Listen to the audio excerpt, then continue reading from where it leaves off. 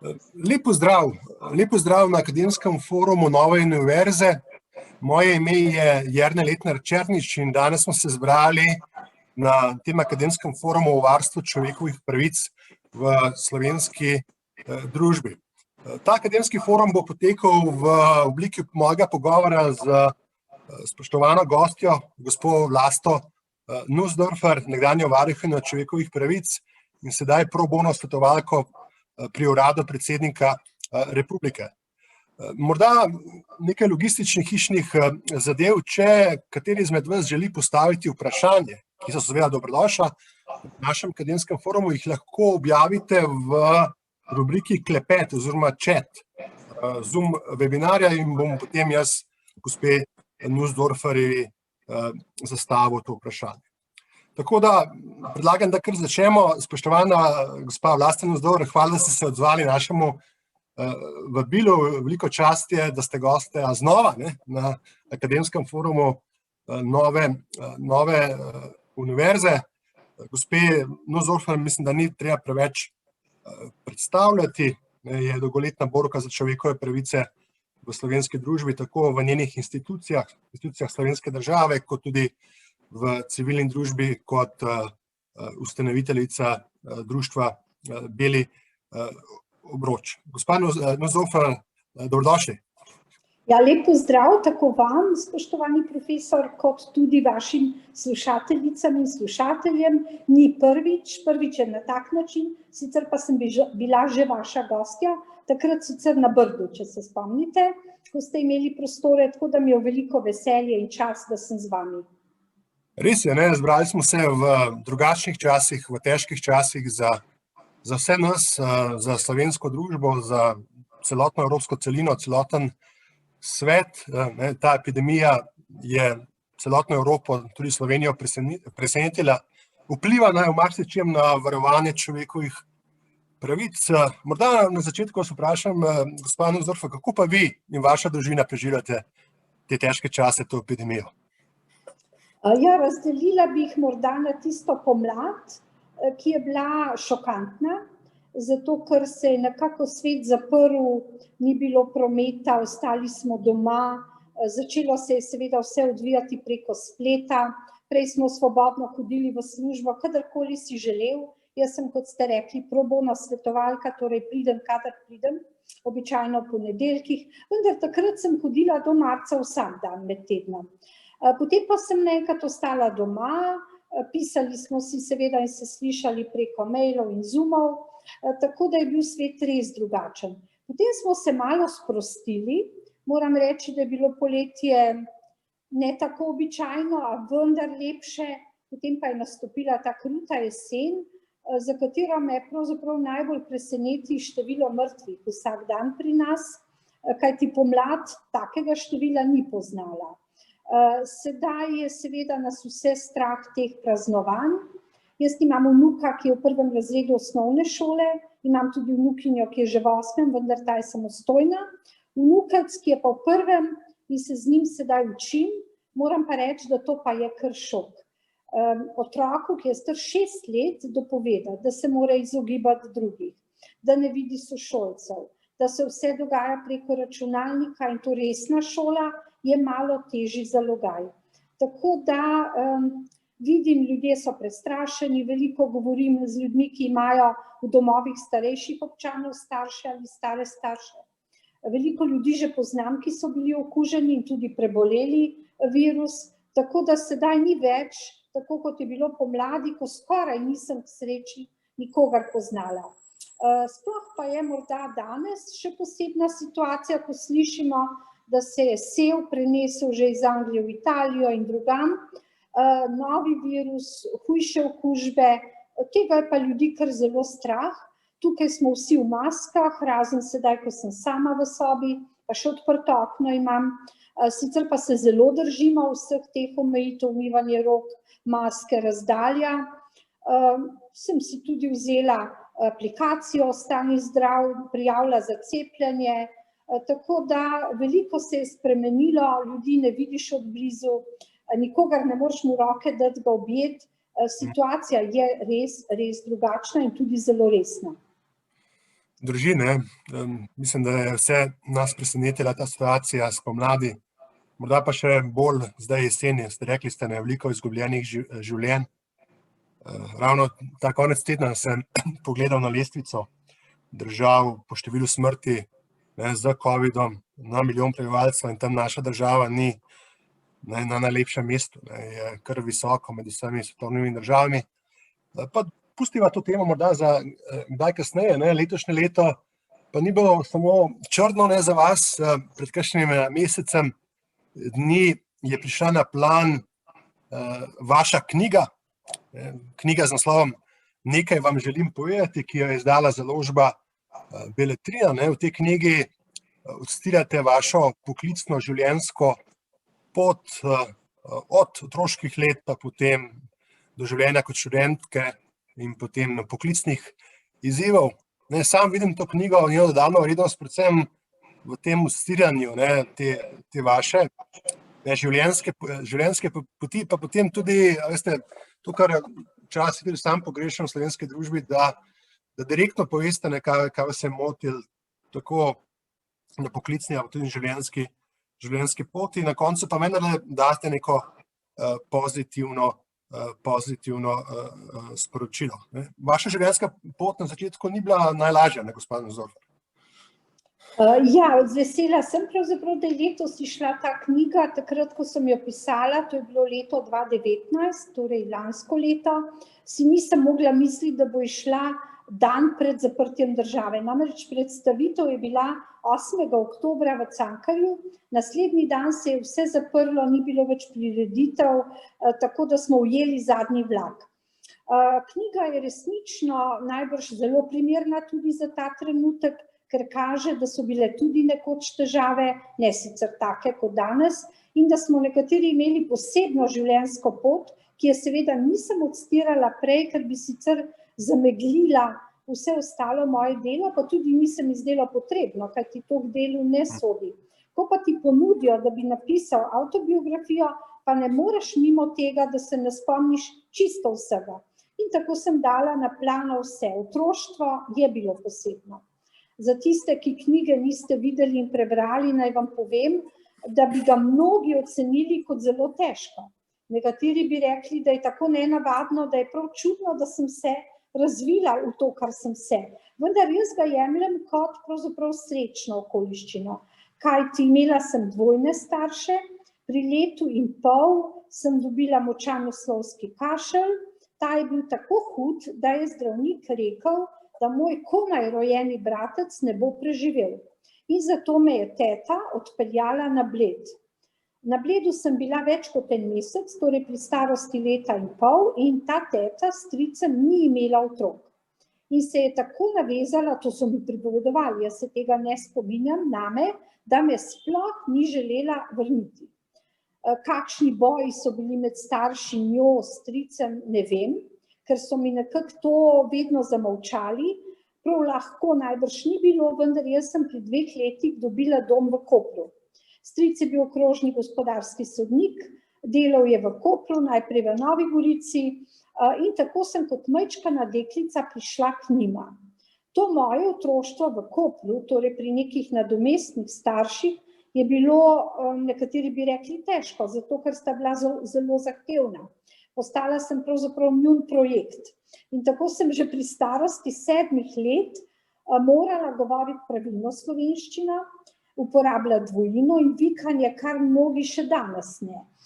V šoli sem bila pridna, prijazna, dobra, pomagala sošolcem.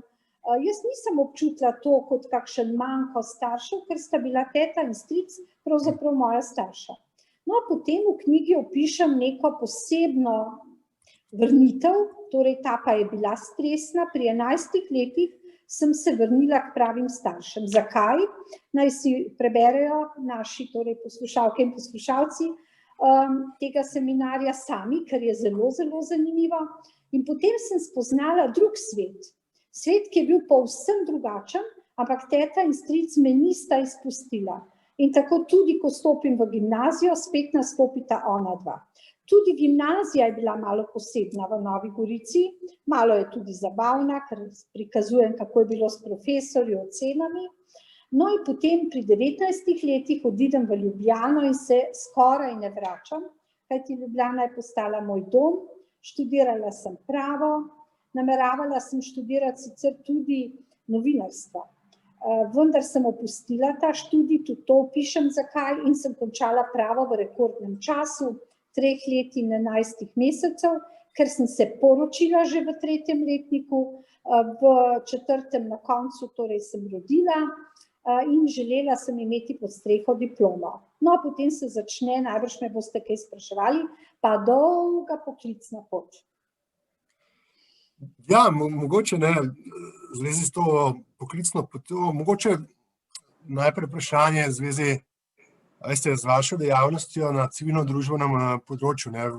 Vrsta ljudi, večina ljudi v Sloveniji vas pozna kot ustanoviteljico društva Beli obroč Slovenije, društva za pomoč žrtvam nasilja.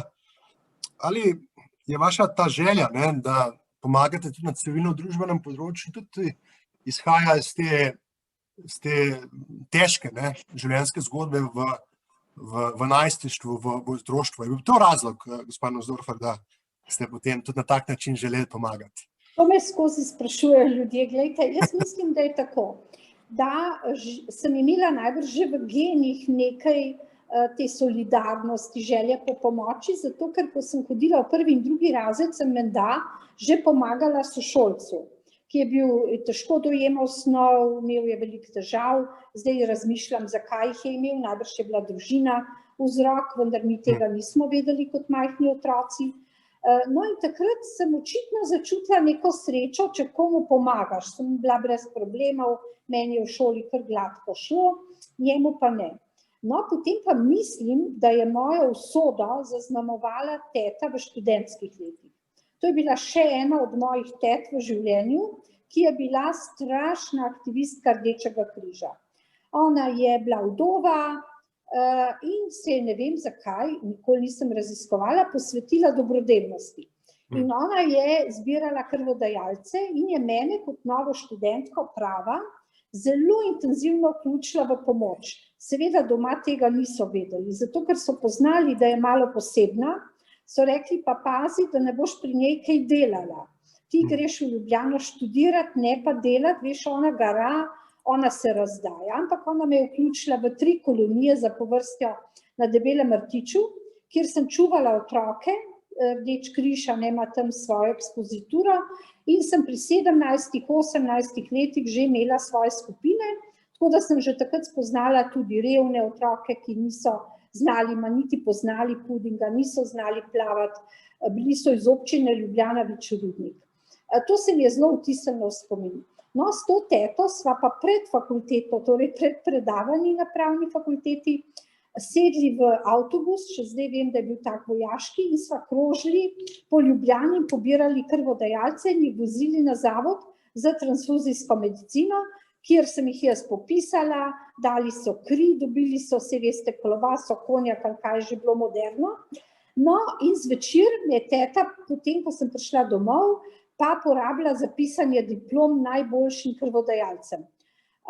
Cele noči sva nekaj delali, pripravljali, rekla je, da študij prava ni tako težek, da ne bi zraven še delala. Jaz tega nikoli doma nisem pripovedovala, kako asketsko pravzaprav tudi pri njej živim, in jaz mislim, da mi je nekako tudi ona odcepila to dobrodelnost. Potem sem prišla na tožilstvo, tega vem, da nisem niti napisala, ampak takoj, ko sem končala in postala mlada tožilka, je bil pri nas sindikat. Takrat ni bil tak, veste, kot danes, predvsem vem, da smo skrbeli za ljudi, ozimnico, za marsikaj, predvsem administracija je bila vključena v sindikat in so me takoj izbrali za predsednico. In sem skrbela spet za te ljudi, vem, da so hodili k meni, če so imeli kakšne težave, prošnje in tako. No, potem pa seveda, ko sem bila tožilka, sem postala predsednica Društva državnih tožilcev. Tudi to je bilo volontersko, tudi to je poleg službe, bila sem 6 let sekretarka društva in 6 let predsednica. V teh letih sem pa, ne vem, čudežno, to je pravzaprav res naključje, spoznala predsednika Društva Beli obroč Avstrije, Weiße Ring Avstrije. In ta, torej Boročnik, on je celo bil Slovenc, žal je zdaj že pokojni in pol pozneje je postal celo vodja celovškega tožilstva, kar je zelo redko za Slovenca zamejskega. Bil je kratek čas, mislim, da 2 leti in potem je zelo nesrečno umrl. On me je spraševal kot predsednico društva, kaj delamo, a imamo v Ljubljani in v Sloveniji za žrtve kakšno društvo. Jaz sem mu povedala, da so društva, ampak Vajsering, Beli obroč pa ni bil v Sloveniji takrat. In oni so se ponudili Avstrijci, celovško tožilstvo, da postanejo naši botri. In tako so prišli, jaz sem pol vse pripravila akte in leta 2003, 5. decembra na Miklavža, tu sem se sama zbrala ta datum, so prišli s 3000 šilingi s čekom, to je bil prvi denar. No in potem postanem predsednica, oziroma nisem postala takoj predsednica Belega obroča, imela sem malo tudi zapletov, tudi to si lahko preberejo bralci. No in potem je ta Beli obroč res zasijal v ta slovenski prostor. Prvo leto, 2004, nismo imeli nič denarja. Članarina je bila zelo skromna, mislim 10 € ali kaj takega, od tega ne moreš ti žrtvam pomagati. Treba je bilo pomagati pravno, to lahko, psihosocialno tudi malo težje, je treba tudi kaj plačati koga, da pomaga, in seveda finančno, to pa absolutno ne moreš s članarinami pomagati ljudem, ki so se začeli masovno obračati. No in takrat sem jaz napisala prvo knjigo, samo zato, da bi pomagala Belemu obroču, ki je postala hit, Naše deklice z žigalicami. Izšla je v 5000 izvodih, še 2 ponatisa po 1000 in še zdaj o njej govorijo. Ravno danes, malo preden sem z vami prišla v stik, sem posnela za eno šolo en nagovor, za eno proslavo virtualno v decembru o deklici z žigalicami. No in potem seveda sem 10 let delovala v Belem obroču, dokler nisem postala varuhinja človekovih pravic, potem sem opustila vso dejavnost, torej tožilstvo sem zapustila, Beli obroč, klub Janinih Slovenk, zbiranje darovalcev kostnega mozga, vse dejavnosti so se potem združile seveda v varuhinji človekovih pravic.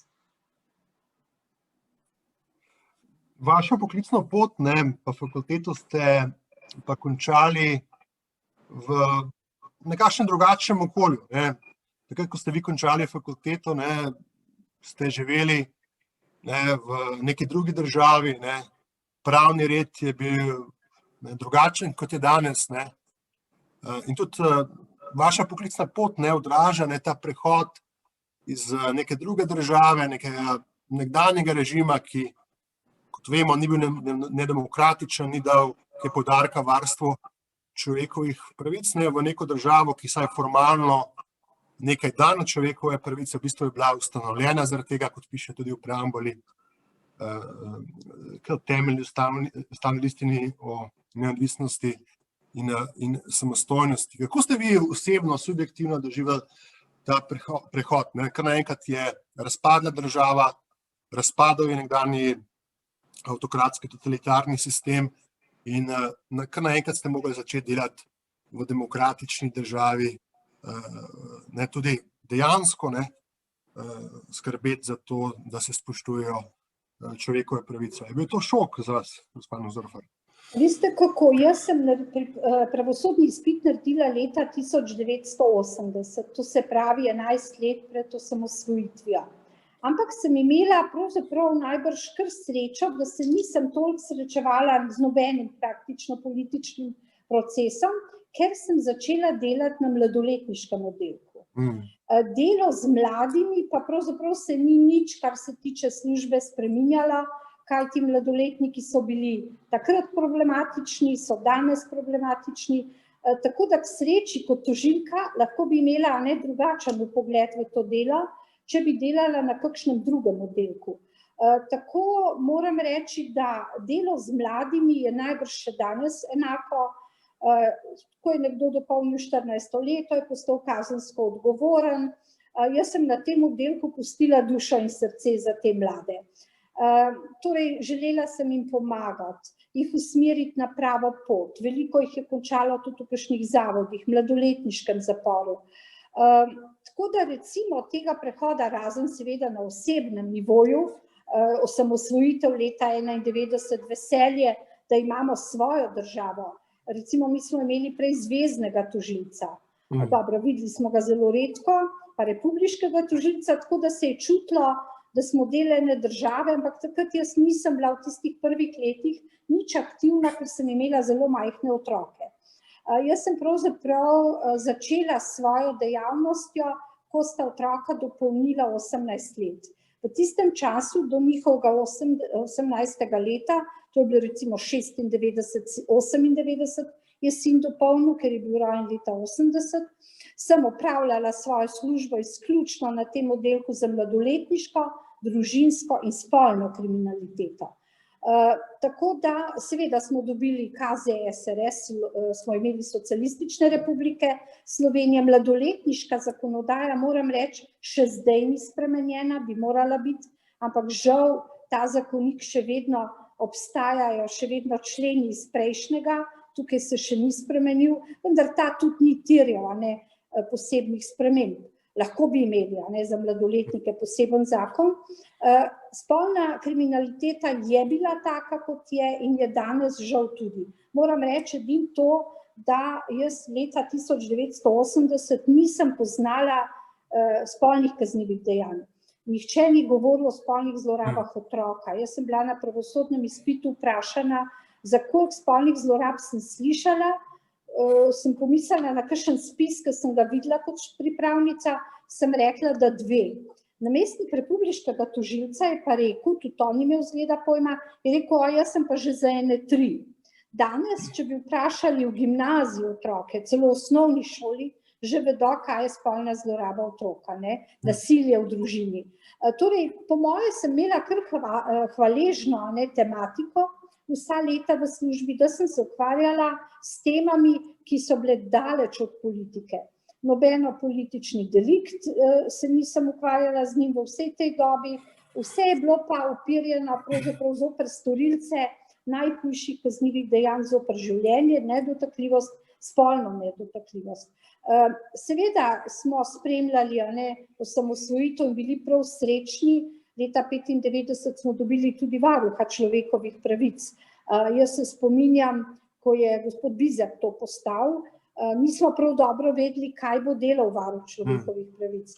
In če je prišel na tožilstvo kdo v dežurna služba, ki je tarnal, da so mu kršene vse pravice na svetu, a veste, da je izgubil zemljo, da ima doma probleme, da na sodišču ni v redu speljal postopkov, smo ga poslali kar k varuhu. Tako da toliko smo vedeli, da varuh bo pa zaščitil pravice tega. In tako se spominjam, da sem sama k gospodu Bizjaku kar pošiljala ljudi, ki so se sklicevali na neke kršitve. Zdaj, kako se je na začetku odvijalo pri varuhu, ne vem, sam je povedal, da je bilo zelo težko vzpostaviti institucijo, ki je bila čisto nova v Sloveniji. Ampak z leti, jaz sem bila 4. varuhinja, se je pa zelo že prepoznalo varuha. Ljudje so prihajali, klicali masovno. Mogoče seveda smo se spraševali, kakšno moč ima ta varuh, kaj lahko naredi. Veliko ljudi je pričakovalo preveč. Ljudje so mislili, da lahko varuh, tako kot sedaj mislijo za predsednika republike, spremeni pravnomočne sodne odločitve, spusti nekoga iz pripora, mu da službo, celo recimo odrezke od pokojnin so mi kot varuhinji nosili in trdili, da je to krivično, da je to kršitev njihovih pravic, da so delali toliko let, pa imajo tako nizko pokojnino. Tako da jaz mislim, da se funkcija varuha z leti in desetletji povečuje in da se ga danes že prepozna kot tistega, ki ščiti najranljivejše skupine. Moram pa reči, da je celo mojo poklicno pot zaznamovala prav borba za revne, tudi v okviru belega obroča so hodili predvsem žrtve kaznivih dejanj. Tako da lahko rečemo, da se je sedaj v zadnjih letih vse bolj uveljavljalo pravo človekovih pravic, ne nazadnje tudi pomen ustavnega sodišča. Sama sem 9-krat poskusila na ustavnem sodišču zahtevo za oceno ustavnosti, ne sama, moja institucija naša, varuha človekovih pravic, torej z vsemi kolegi zaposlenimi, bilo nas je preko 40, zdaj jih je še več, ker je prišlo do sveta za človekove pravice, centra in zagovorništva. To je bilo še vse v mojem obdobju, se k sreči zakon prvič spremenil. Tako da seveda smo pa občutili razliko v zasebnem življenju, več svobode, gibanja, pravzaprav obiski tujih držav, k nam je prišlo marsikaj, česar nismo poznali, jaz tudi v knjigi opisujem, kako se je v tistih časih čakalo celo za avto. Življenje je bilo res drugačno. Seveda pa drugačnega poznali nismo, ne. Nisem pa, kar se politike tiče, nikoli se ukvarjala s politiko. Nisem imela nobene politične funkcije in tudi moje delo na tožilstvu je bilo resnično usmerjeno v tako ranljive in ranjene skupine, da tega, kar se ne govori o represivnem organu tožilstva, nisem nekako tako sploh doumela, ker nikoli nisem na tem področju nič delala, no. Ja, to je res, ne, marsikaj se je zdaj v teh skoraj 30 letih od nastanka slovenske države spremenilo, marsikaj se je izboljšalo na normativnem nivoju, ne, tudi pravice žrtev so zdaj v kazenskem postopku veliko bolj urejene, kot so bile, ne, še pred desetletjem, ne. Včasih študentom povem, ne, da je Slovenija vendarle na 24. mestu na indeksu človekovega razvoja Organizacije združenih narodov, ne, indeks, ki meri tako gospodarske kot socialne dejavnike, ne, marsikaj je bilo narejenega, torej, ne. Vendar po drugi strani, ne, številni ljudje ne zaupajo v delovanje državnih institucij slovenske države. In tukaj na fakulteti, na Novi univerzi, pogosto študente učimo, da je delovanje pravne države in vladavine prava pravzaprav odvisno od ljudi. A bi se strinjali s tem, gospa Nussdorfer, da je bolj kot samo pravo, da je v bistvu odvisno od ljudi, od pravičnosti, poštenosti ljudi, ki upravljajo določene funkcije, kako bo neka pravna država v praksi potem tudi delovala. Ja, zagotovo. Poglejte, jaz sem tudi, ko sem tako predavala kdaj študentom, pa to pripovedovala, da vsega, mi imamo ogromno zakonov, ogromno aktov, ampak od morale, etike človeka je odvisno, kako to spoštuješ ali iščeš izhode, lahko v vsakem zakonu, še tako dobrem, še tako natančno napisanem, najde nekdo luknjo in jo s pridom izkoristi. Jaz sem vedno rekla, da če sta dva, recimo kupec in prodajalec, pošteno, bi lahko samo napisala na en majčken listek, lahko kar taki iz trgovine, jaz ti prodam, ti kupiš, plačaš toliko, izročim ti takrat. Še tako dobra pogodba, 100 členov, na koncu se ugotovi, da nekdo to izigra. Zato se mi zdi, da je zelo pomembno, tako kot ste rekli, od vseh nas, kako dojemamo to poštenost, pravičnost. Vedno tudi, ko govorimo o človekovih pravicah, moramo vedeti, da jih imajo tudi drugi. Vsi, ki prihajajo k varuhu, večina pripoveduje, meni so kršene, jaz imam težave, meni so to naredili. A veste, vedno vidiš v ospredju sebe. Če bi videli malo širše, a ne bi morali pomisliti tudi na druge. Recimo, marsikdo pravi, poglejte, živim v nezdravem okolju, se bom pritožil zaradi hrupa, jaz sem imela na področju okolja kot varuhinja izjemno veliko, zadnja zahteva za oceno ustavnosti je bila, ki še ni rešena, uredba o hrupu. Veliko ljudi se je pritoževalo, da je hrup visok, bila je spremenjena ta uredba, celo v škodo ljudi, a ne.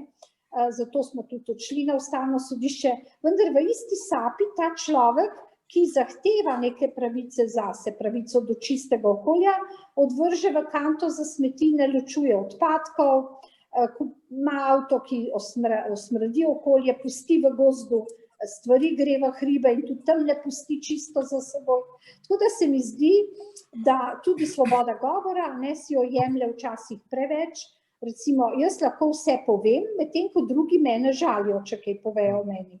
Tako da pravice in dolžnosti gredo nekako z roko v roki. Tudi otrokove pravice. Vedno me sprašujejo starši, a imajo naši otroci samo pravice. Ni res, imajo tudi dolžnosti, vendar zaradi tistih, ki so jim bile res kršene osnovne pravice do preživetja, do hrane, do zdravstvenega varstva, izkoriščanja otrok, zlorabe otrok, nasilja nad otroki, je seveda to zapisano, da ima otrok pravico do izobraževanja, zdaj pustimo, da je malo virtualna, ne? In lahko se tudi sprašujemo, vendar to upravičuje zdravstveno stanje v državi in tudi širom Evrope je tako. Vendar vseeno, vedno pravim, otroci imajo tudi svoje dolžnosti. Starši ne smejo na to pozabiti, seveda pa jih mora država zaščititi tiste, ki so jim pravice žal tudi kršene. Ja, zagotovo to drži. Seveda od ljudi je odvisna kvaliteta delovanja institucij. In seveda, če kvaliteta delovanja institucij nekaj desetletij trpi, potem to zagotovo ni najboljše, ko se neka država znajde v neki krizni situaciji. V krizni situaciji, v kateri se naša država zagotovo nahaja v tem trenutku. Pred začetkom webinarja smo se pogovarjali, gospa Nussdorfer, da morda naša država je pred najtežjim izzivom od nastanka slovenske države naprej, od plebiscita pred 30 leti.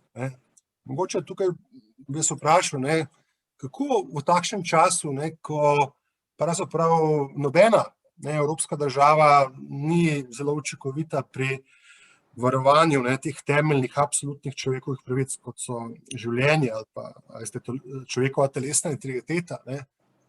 In po drugi strani, zato, da ne bi prišlo do še večjega števila smrti, omejuje svoboščine posameznikov. Kako v takšnem trenutku sploh najti, kako neka država sploh najde pravo mero med varovanjem pravice do življenja, preprečevanjem nadaljnjih smrti in na drugi strani čim manj invazivnimi posegi v temeljne svoboščine. A je to sploh mogoče v takšni To je situaciji? izjemno težko vprašanje. Res je, nikoli še nismo bili v taki situaciji. Pustimo zdaj 10-dnevno vojno, ki je bila en tak preizkus, vendar se je k sreči hitro zaključila in smo spet zaživeli. Treba je opozoriti, da smo živeli bolje in bolje. Vsako leto potovali, imeli več, gradili hiše, dosegli uspehe. Pravzaprav takega trenutno najhujšega preizkusa si ni mogel nihče niti zamisliti. In zato je človeka, ki je navajen na dobro, na lepo življenje, zelo težko postaviti nekaj stopnic nazaj in reči, zdaj pa boš zaprt v stanovanju, vse se bo dogajalo prek interneta, ne bo prometa, omejena svoboda gibanja, seveda šolanje nadaljavo, namesto da bi hodili otroci v šole. To v trenutku postane huda omejitev človekovih pravic, ki je najbrž večina ni niti sposobna prenesti, ker je živela v upanju, da bo vsak dan lepše in boljše, da bomo vse premagali in pravzaprav tudi upravljanje v državi. Veste, kot varuhinja, ko ste rekli, kako živijo in kakšne so institucije. Tudi mi smo ugotavljali, da je najslabše, torej največja kršitev slabo upravljanje. To ne pomeni, veste, da nekdo slabo upravlja neko podjetje ali institucijo, ampak da se je nekako, bi rekla, so se ljudje poigrali z vsem tem. Ljudje recimo na Centru za socialno delo delajo od 8 do 4, no zdaj je drugače najbrž. Ampak ni bilo tiste pripravljenosti marsikje potegniti kakšne pol ure zaradi ljudi, narediti nekaj več, kot je zapisano členu, odstavku ali ne nekega in pravi, to vam pripada in nič več. Mi smo imeli en tak primer, ki smo ga tudi kritizirali, ljudje dobivajo pomoč, recimo, da dobiš izredno pomoč, ne vem, za obutev 500 evrov in za, ne vem, nakup štedilnika in še marsičesa in moraš predložiti vse listke, a ne račune. In je nekdo zgrešil in mu je manjkalo 1,25 € do tiste, a ne, cifre. In zato pozneje ni dobil ne vem koliko časa pomoči. Zdaj, dobro upravljanje bi bilo, če bi rekli, poglejte, gospod ali gospa, tukaj ste se zmotili, manjkata vam 1 evro, kupite še, ne vem, en sendvič, pa bo 2 evra, ne, pa boste dosegli, ali pa, ne vem, ene nogavice, če imate za oblačila, pa bo. Ne, držijo se kot pijanec plota tistega zneska, vam ne pripada, vi boste zdaj kaznovani. In zato smo ugotavljali, da je dobro upravljanje pravzaprav redko. Enkrat se spominjam mame, ki je živela v eni hiši, kjer so bili bolj taki, da so prihajali, mislim, da je bilo bolj ob morju, vikendaši in niso plačevali vode. In nekega dne so tej družini, ki je živela pa redno v tem bloku, odklopili vodo. In je ostala mama z 2 ali 3 otroki sama, brez vode in brez vsega v stanovanju. No, in takrat smo mi kot varuh, čeprav ni naša naloga bila, sploh, ker je šlo za zasebno, mi smo bili za nadzor države in državnih podjetij, to je bilo zasebno podjetje, prosili, če bi vseeno bili tako dobri in nekako poskrbeli za ta priklop. Nekdo je plačal to vodo, morda kakšno humanitarno društvo, za njo, za ostale pač ne. In so to storili in smo jih celo pohvalili. Marsikoga smo v poročilu pohvalili, ker je naredil nekaj več, kot je nujno potrebno. Danes, seveda, ko smo na tej preizkušnji, je tako, kot veste, pravijo, ko je potres. Ko je potres, še celo trese se, pa ljudje, nekateri sem videla, marsikje v tujini, vdrejo v trgovine, zase poberejo hrano, ne za druge, zase, da ne bodo lačni, da bodo imeli. Torej, vsak razmišlja v svojem ugodju, o svojem stanovanju, vse se mu zdi tako hudo. Nikoli ne pomisli na domove, na starejše, na tiste, ki bodo zaradi okuženih mladih, ki bodo preživeli korono morda veliko lažje, pa umrli, končali na kisiku, v bolnišnici. Torej, ta sebičnost se pojavi ljudi, samo moje, prej sem imel, zdaj pa nimam. Če gre za korist države, za življenje ljudi, za pomoč, je meni prav z lahkoto nadenem masko, se ne držim, pač držim razdalje, si umivam roke, že to je sporno pri mnogih, ne bi nosili maske. Seveda je težko zapovedati, ali moraš samo not ali zunaj, kdaj, kako, ampak vse je za nekatere tako zelo težko. Mene to moti, ker se mi zdi, da če je nekaj zapovedano, se poskusim tega držati. Potem bo tudi cepljenje razdelilo ljudi. A veste, ko sem kot varuhinja propagirala cepljenje otrok, pa ne v tem smislu, da bi imela kaj od tega, ampak kot pravico, torej dolžnost se cepiti, če si zdrav, zato da tisti, ki se ne morejo cepiti, otroci ne zbolijo. Mi smo imeli ogromno nasprotnikov. In takrat pravzaprav se ni sprejel zakon, po katerem naj necepljeni otroci ne bi šli v vrtec. Jaz verjamem, da je možna tudi stranski učinek, zelo verjamem. Pri vsaki stvari, tako bo najbrž tudi pri tem cepljenju, ne vem, ali kdo umrl, ali kdo zbolel, ne vem, kakšno je cepivo, vendar, gledajte, če se prej ne bi nikoli cepili, bi nastopile bolezni, ki smo jih izkorenili. Imeli smo ošpice, tuberkulozo, paralizo. Vemo, koliko je bilo stvari, koliko je plusov in koliko minusov. Če gledaš nase, boš rekel, nič hudega, jaz bom doma, se ne bom cepil. Ampak če bi vsak tako razmišljal, potem ne bo precepljenosti in bo virus prosto se širil in najbrž bomo še leto ali 2 v karanteni. Težko je doživeti res, jaz 2 meseca nisem bila recimo pri svoji hčerki, ker živi v Komendi. To je 3 občine stran, vmes je še Trzin, pa ne vem, Mostek, cel kup občin, Mengeš, ja.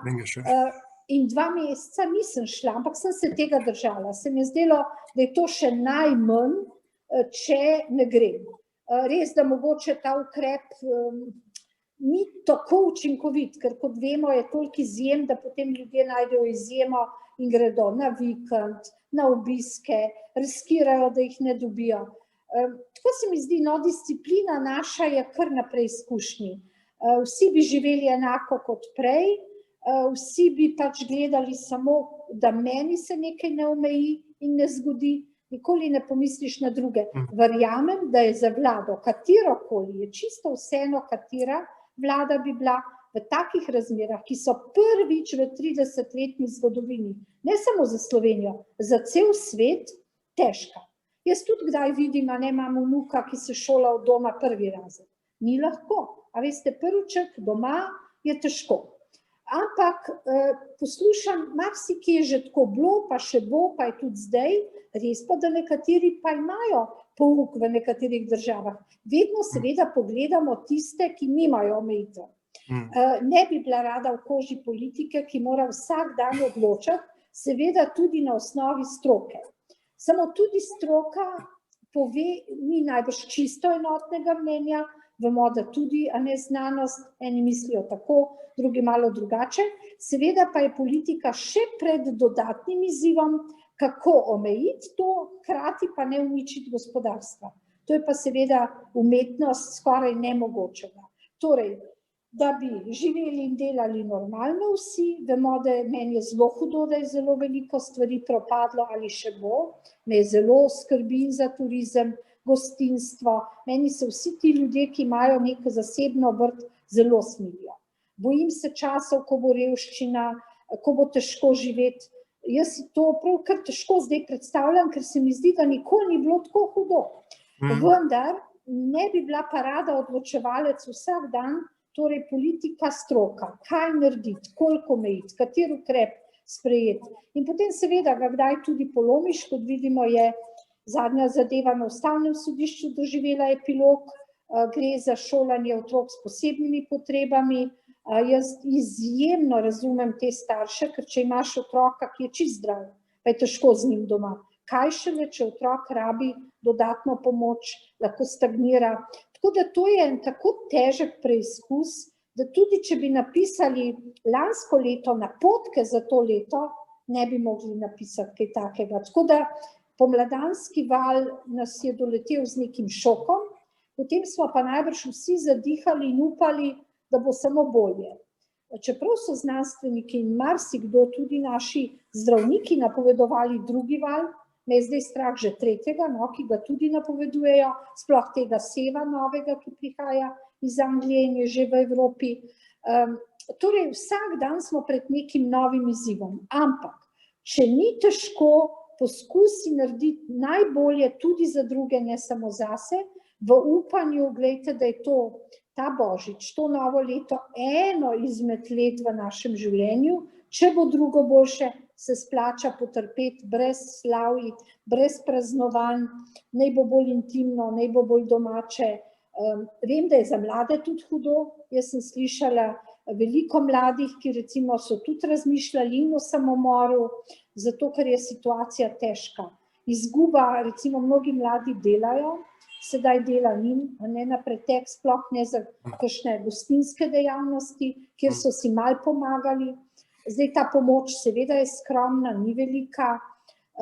Tako da poskušam se vživeti v vse, ki so jim zdaj prikrajšane vse te pravice, tudi svobode dela, svobode gibanja.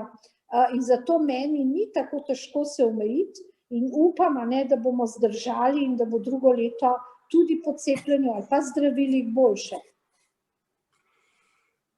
Ja, zdaj smo dobili kar nekaj vprašanj, so naši udeleženci postavili, gospod Nussdorfer, lahko tudi preverite tukaj na desni v vašem oknu za klepet. Bom jaz, katera izmed njih... Vi kar preberite, ker prebral, ja, ki jih je res veliko. Matejka vas sprašuje, kateri dogodki v življenju so najbolj vas zaznamovali. Bom nekaj vprašanj prebral, potem pa boste imeli nekaj časa. Mogoče kar sproti odgovarjam, če Dobro. Kateri dogodki, kateri dogodki so nas najbolj zaznamovali? Nekaj ste že povedali. Ja, recimo, da je bilo otroštvo, za katero nisem bila nič odgovorna, sem prestala malo pri starših, malo pri teti in stricu. Potem je bila recimo gimnazija, ki je bila kar malo posebna, o tem pišem v knjigi, ampak ne zaradi študija, ampak zato, ker sem živela pri neki najemodajalki, ki je bila malo posebna gospa, fakulteta, ampak sem zelo hitro jo končala. Potem pa moram reči, da so me zaznamovale stvari v službi. 35 let tožilske kariere ni bilo po ravni poti, nisem hodila in tudi ne strmi, ampak sem se zelo, zelo trudila, pa mi ni vedno uspelo. Moram reči, če pogledam nazaj, da bi jo veliko bolje odnesla, če ne bi imela preveč idej in preveč dodatnega dela. Če bi nekako povprečno hodila v službo, izpolnjevala svoje obveznosti, bi imela tudi manj težav. Tako pa, ker sem še ta beli obroč ustanovila, je bilo tudi kar dosti tega dela po popoldanskem času. Bilo je sicer pozitivno, društvo samo, kot vidite, je zelo prepoznavno, ampak prav lahko mi nikoli ni bilo. Mogoče, gospod Nussdorfer, v tej zvezi še eno podobno vprašanje. Saša Ljubšič sprašuje, kje ste našli to moč za vse to, za vaše dejavnosti? Veste kaj, malo sem bila zgleda že kot otrok zelo močna osebnost, to moram reči, zato ker me tudi otroštvo ni uničilo, marsikoga bi drugače zaživel, ali pa gimnazija, ko sem bila sama, bi lahko klonila, pa nisem, tako da malo je genov, bom rekla. Drugo pa ena skrb za druge. Recimo, jaz sem imela družino, 2 otroka, moj mož je zelo kmalu zbolel in to zelo usodno zbolel. Jaz sem imela enih 36 let, 37, ko se je invalidsko upokojil, zaradi tega hudega dogodka, napada nanj, in sem bila praktično samohranilka z 2 otrokoma, s težko službo in nisem imela časa razmišljati, a delati, a uspeti ali ne, ampak pravzaprav mi je to dalo eno novo moč. Mogoče tak težek preizkus, nekateri pravijo celo, če doživiš kakšno hudo bolezen, da si po njej močnejši. Tako pravijo, no, k sreči jo jaz nisem. Imela sem kar eno tako željo, pa tudi, bom rekla, dober karakter. To se moram zahvaliti genom svojih, ne vem, staršev, prastaršev, vseh mogočih, da sem bila velika optimistka. Jaz sem živela za lepe trenutke. Recimo nekdo je, ne vem, šel za en teden v tujino, meni je bila kavica že uspeh. Skrbela sem za en kup tet, v službi cel kup težav. Ampak, veste, toliko je bilo pa tudi lepih trenutkov, ko sem delala za Beli obrok, so se mi ljudje izpovedali in potem uspeli v življenju. Kakšna žrtev je premagala marsikaj. Jaz tudi v knjigi opisujem nekaj takih šalivih dogodkov na tožilski poti, ne, ki jih ne doživi vsaka. Ne. Sem jih kar imela, moram reči, enkrat je en obdolženec se mi zahvaljeval za zaključni govor, koliko je dolžen, je vprašal. Jaz sem rekla, čakajte, pa se boste obsojeni. Saj ni važno, tako lepo ste govorili, je rekel o meni, da bi tudi plačal. Pa na pogreb, če bi prišli mi govoriti. Tako da, veste, ti lepi, ljuštkani, srčkani dogodki so me nekako spodbujali, da se splača. In sem zmogla, glejte, tudi v knjigi opisujem zgodbo enega čmrla, za katerega pravijo, ne, da njegova teža in krila bi kazala, da sploh ne bi mogel leteti, pa leti. In tako najbrž tudi zame bi rekli, da z ozirom na težave ne bi mogla uspeti, pa sem. Tako da se mi zdi, veste, v življenju ne smeš kloniti. Če opisujem tudi v knjigi zelo zanimivo, kako sem čista odličnjakinja, prav kičasta, z osnovne šole dobila prvi cvek. Pri matematiki ne, da bi sploh vedela, da sem ocenjena, ne. To je bil res šok. No, in takrat tisti dan sem doživela, da ena sošolka, ki je dobila cvek, rekla, da bo šla kar v Sočo. Soča, veste, na Primorskem je pomenila samomor, ne. Skočiš v Sočo in te ni več. A veste, jaz sem se pa kar zgrozila, pa sem rekla, kaj je en cvek? Bodo pa prišle pol petke in so tudi prišle. Tako da mi vsi imamo, tudi jaz zdaj upam, da bo boljše drugo leto po covidu. Tako da tako bi odgovorila, ne obupati, no. Ne. Ja, hvala lepa, gospod Nussdorfer, za ta res osebni pogled v vašo življenjsko zgodbo. Jaz se tudi tukaj rad zahvalil nekaterim udeležencem, ki v klepetu tudi podajate vaše osebne zgodbe. Mislim, da to je pohvale vredno, ni lahko tega deliti z ostalimi. Morda eno vprašanje, res je veliko vprašanj, gospod Nussdorfer, če izberem kakšno vprašanje tukaj. Profesor Bojan Žalec sprašuje, kje vi vidite, kje so največje težave pri uresničevanju človekovih pravic v slovenski družbi. Pa morda tukaj navežem še njegovo vprašanje na vprašanje gospoda Sebastiana Sveteta, ki pa sprašuje, ali mislite, da bo ta kriza morda prevrednotila varstvo človekovih pravic v slovenski družbi in kakšno vlogo tukaj igramo mi pravniki? Pravniki, začnem kar s tem, igramo kar močno vlogo. Pravniki na različnih položajih smo lahko tudi vzor.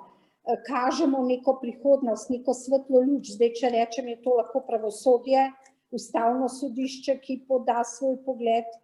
Pravo je tisto, na katero se pravzaprav vsi obešamo, ne, in vsi čakamo, kaj bo pa pravnik rekel, ne. In jaz resnično upam, da bo ta kriza, tako kot marsikatera druga, pomenila neko izboljšavo na tem področju, postali bomo bolj subtilni. Veste, smrt, ki sedaj se reže v naša življenja, vsak že pozna koga, ki je zbolel ali umrl, bo pustila posledice. Vedno bo nekdo, ki si ga poznal, pa ga morda ni več, pa boš razmišljal, kdo je kriv. Zdaj izzivi, kje so največji izzivi, seveda je zdravstvo. Jaz se spominjam, če bo zdržalo in če bo zmoglo. Zdravstvo, ko sem bila varuhinja, je bilo na težki preizkušnji zaradi čakalnih dob. Moram reči, da ni bilo kraja, kamor sem prišla, da ne bi jamrali, da so predolge čakalne vrste, da ljudje ne pridejo do zdravnikov, da nimajo osebnega, da ni pediatrov. Tako da vsakemu županu sem rekla, se da, kako urediti, ni fizioterapije, ni psihoterapije, vse je treba plačevati, tudi, a veste, očitek, da če imaš denar, si Bog, ker si plačaš privat zdravnika, če ne, pa ne. Torej, zdaj o zdravstvu razmišljamo samo kot o covidu.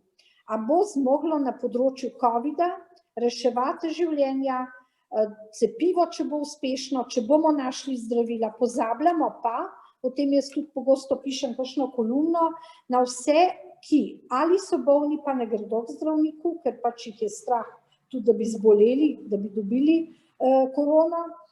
Potem recimo tisti, ki ne vedo, da so bolni, pa bodo, ko bo korona mimo, resno bolni. Tako da zdravstvo zagotovo, ker porabi tudi ogromno denarja, v teh dneh sem poslušala, da je zdravstvena zavarovalnica kar v stiski, v velikih izgubah. Kot varuhinja, veste, sem spremljala 6 let zdravstveno zavarovalnico.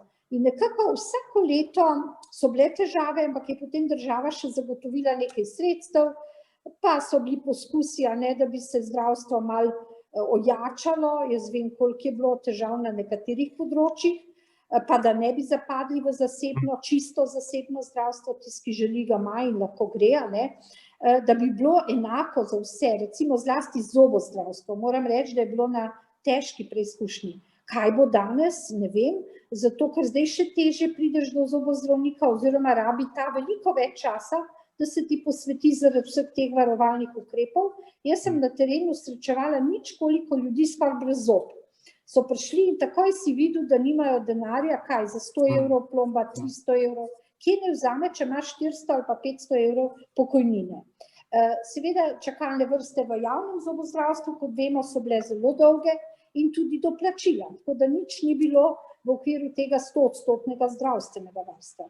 Torej, zdravstvo je zagotovo na kar veliki preizkušnji, a bomo zmogli, a bo ta virus pobral, upam, da tudi sicer evropska sredstva, pa če bo cepivo dodeljeno iz Evropske unije, bo že boljše, vendar kot vemo, en sam bolnik, pa vemo, koliko jih je, vsak dan stane toliko in toliko denarja.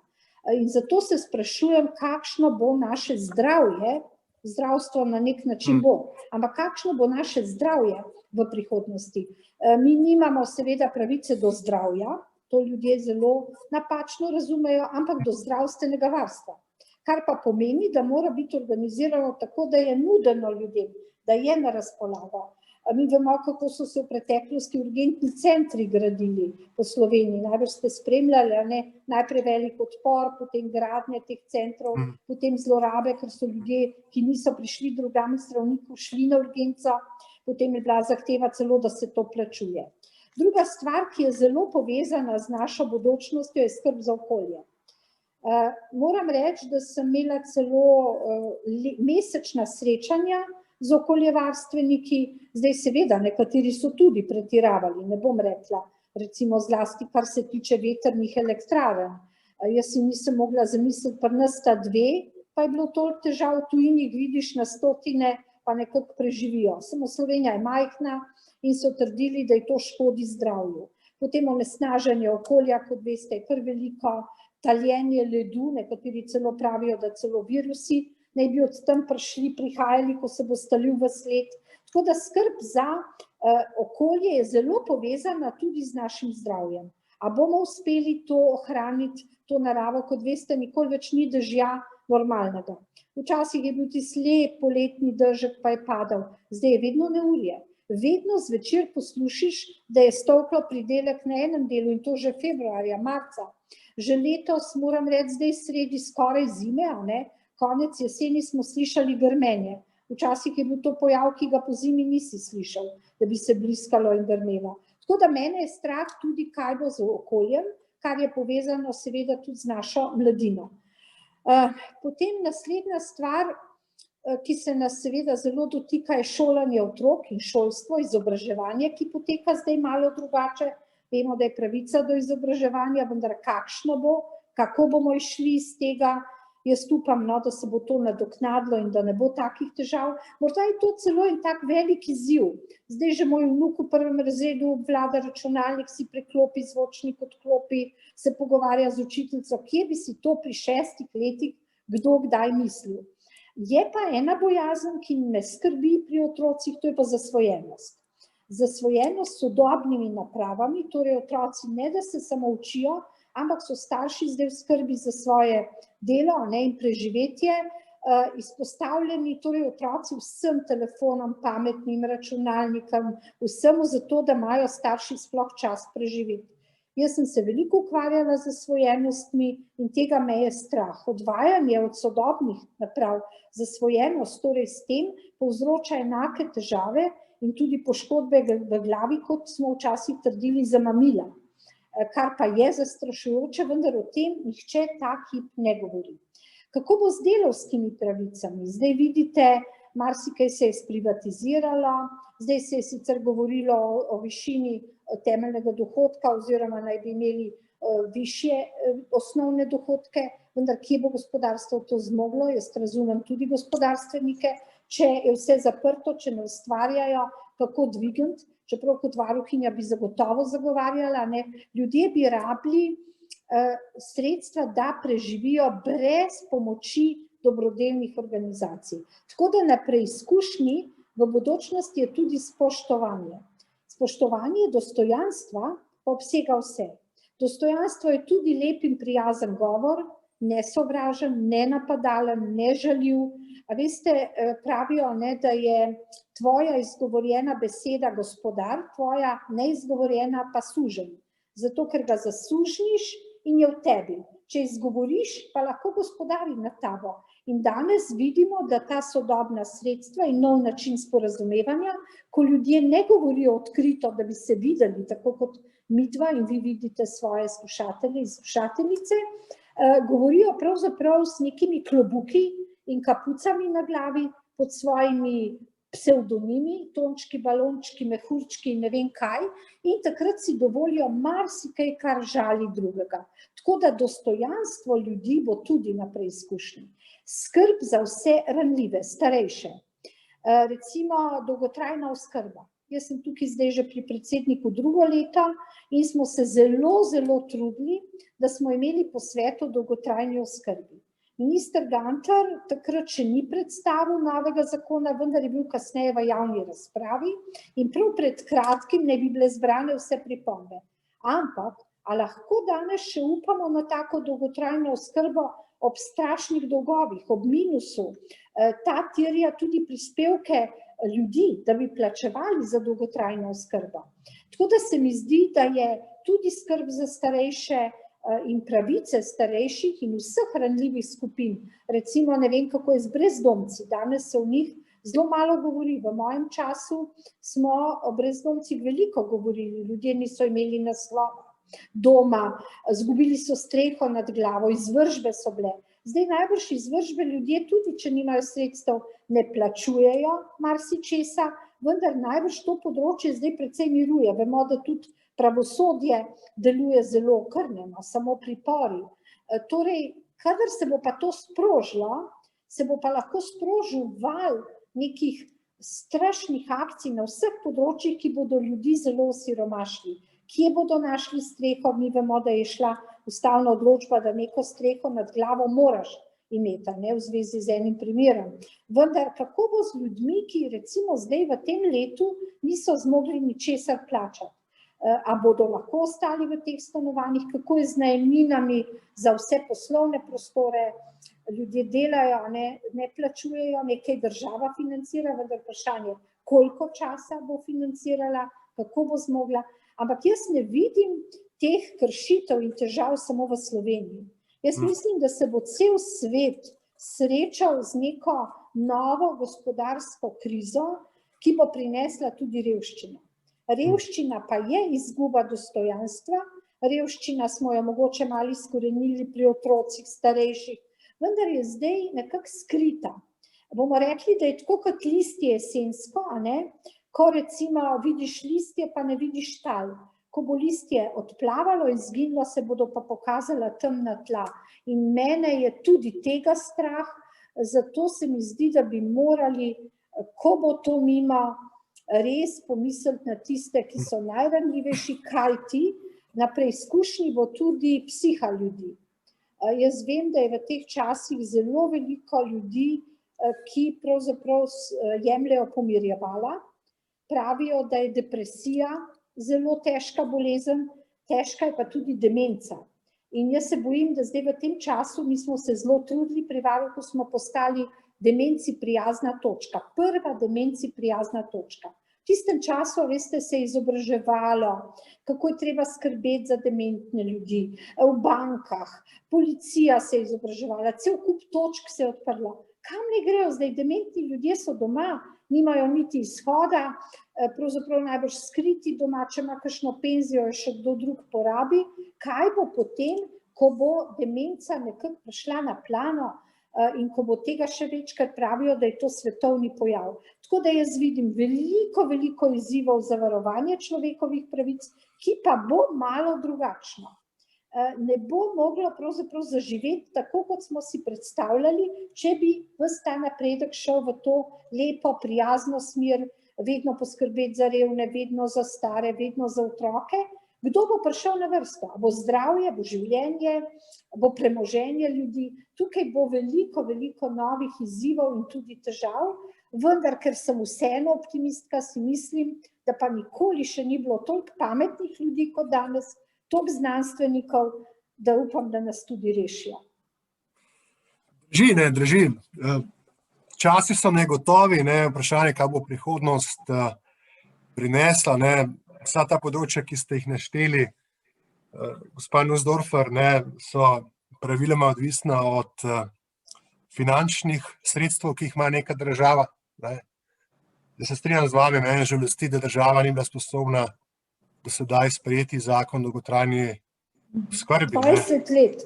Ja, 20 let. Ja, veste, sej, to je, mislim, da je to nesprejemljivo.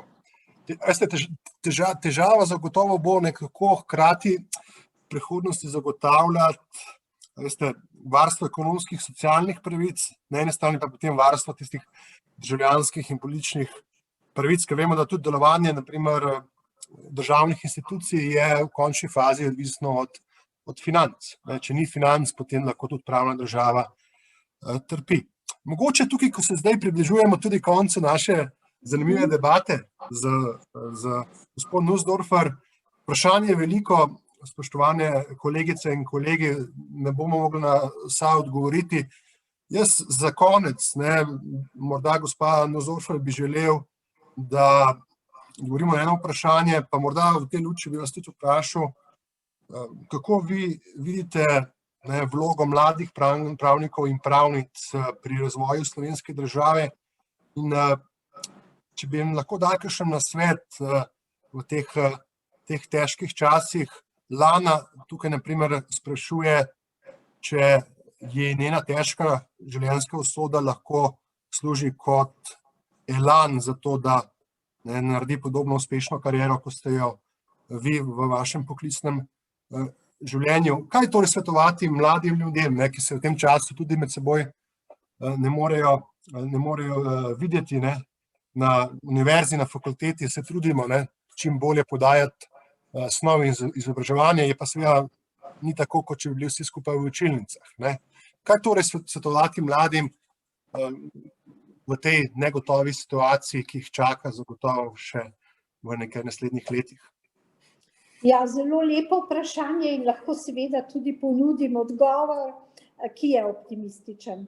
V vsej karieri, torej na različnih funkcijah, predvsem mogoče kot varuhinja, ker smo sprejemali tudi mlade ljudi v službo, zlasti takrat, ko je bil kdo na porodniški, pa smo iskali kadre. Moram reči, da vedno se je našlo neko delo za tiste, ki so bili nekaj posebnega, pridni, prizadevni. A veste, nikoli se mi zdi, da prav zelo ne uspe tisti, ki leži doma, starši mu vse nudijo, ima žepnino, nikoli ni delal nič med svojim študijem, vse mu je nekako položeno v zibelko že bilo in tudi kasneje. Se mi zdi, da tak ne zna ne ceniti uspeha, ki ga doživi in tudi najbrž težje dobi službo. Zato vedno je bil prostor za tiste, ki so manj štrleli ven, ki so nekaj več naredili.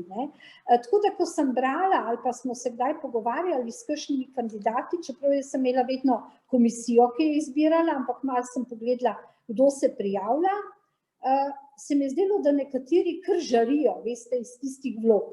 Kakšne so bile pa čisto suhoparne, sem rekla, glej, od takega človeka ni presežka. Včasih se je lažje dobilo službo, si prišel in si potem tam počasi životaril, a ne v kakšnih službah do penzije. In tudi kakšen je rekel en stavek, ki me je vedno zelo bolel, veste, nikoli me ne morete tako plačati slabo, kot slabo delam. Veste, to je sramota, da to rečeš, ne. Recimo, meni z mojimi izhodišči lahko bi bila pisana zelo slaba usoda, ne bi uspela, že bogaj, če bi gimnazijo naredila, ker je bilo vse od mene odvisno, fakulteto bi lahko tudi kam zašla, pa sem se mlada poročila na tožilstvu, dobiš tisti mladoletniški oddelek, so me vedno spraševali, pa zakaj ne greš na gospodarskega, ti bi bila za vse, kar ne, mene to veseli. In tam sem pustila eno sled. Jaz sem se recimo tudi vedno so rekli, pa kaj je to tebi treba? Ne se kaj treba, ni je pa lepo.